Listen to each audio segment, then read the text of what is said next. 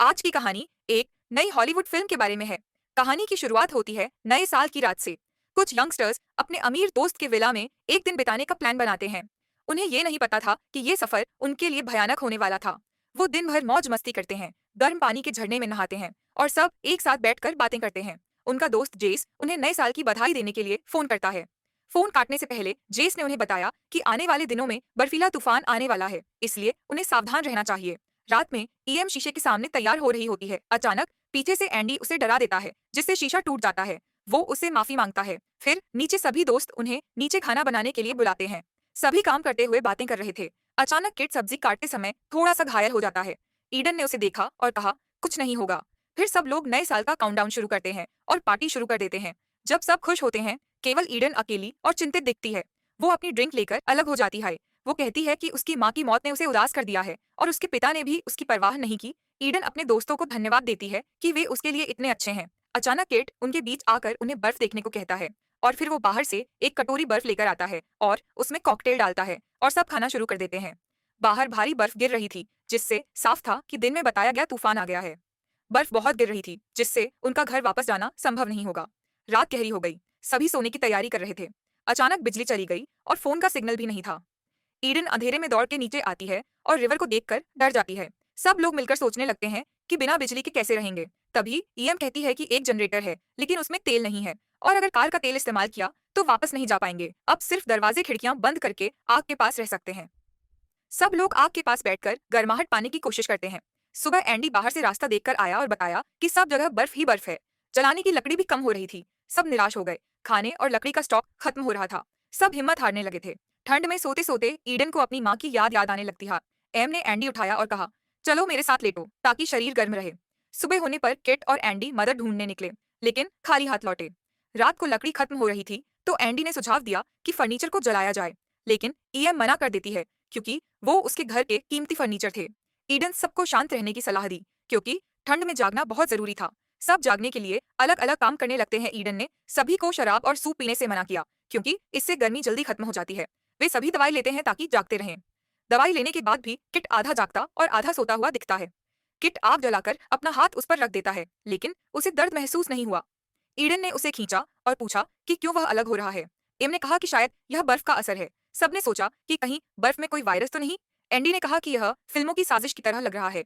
EM ने कहा, मुझे लगता है कि बर्फ में कुछ गड़बड़ है। ठंड की वजह से रिवर खिड़की के पास चला जाता है और वो देखता है कि बाहर खाड़ी ईढ़ा स्नोमैन उसके पास आकर दरवाजे का कांच तोड़ाने लगता है।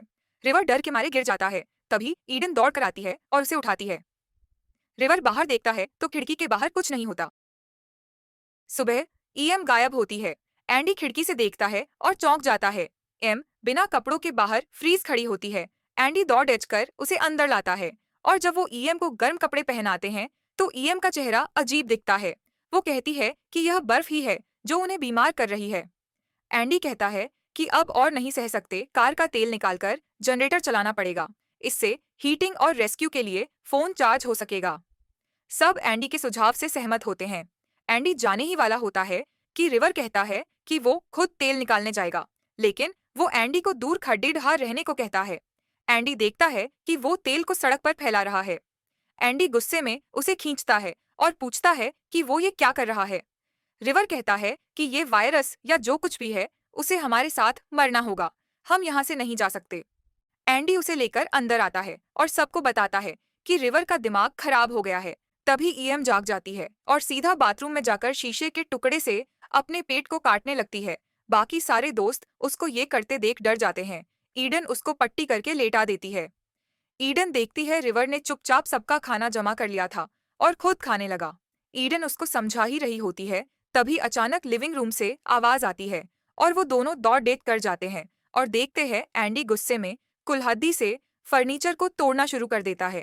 रिवर उसको रोकने की कोशिश करता है, पर एंडी उसको गुस्सा मर के गिरा देता है और उस पर कुल्हाड़ी से हमला करता है, पर ईएम और किट आकर उसको रोक देते हैं। मौका देखते ही रिवर एंडी के ऊपर हमला कर देता है और एंडी की मौत हो जाती है। ये देख एम कुल्हाड़ी उठाकर रिवर को मारने जा ही रही होती है कि ईडन उसको रोक लेती है। ये सब देख के सबकी हालत बिगड़ने लगती है और तभी ईडन के मोबाइल की घंटी बजती है और वो देखती है कि वो जेस का कॉल होता है।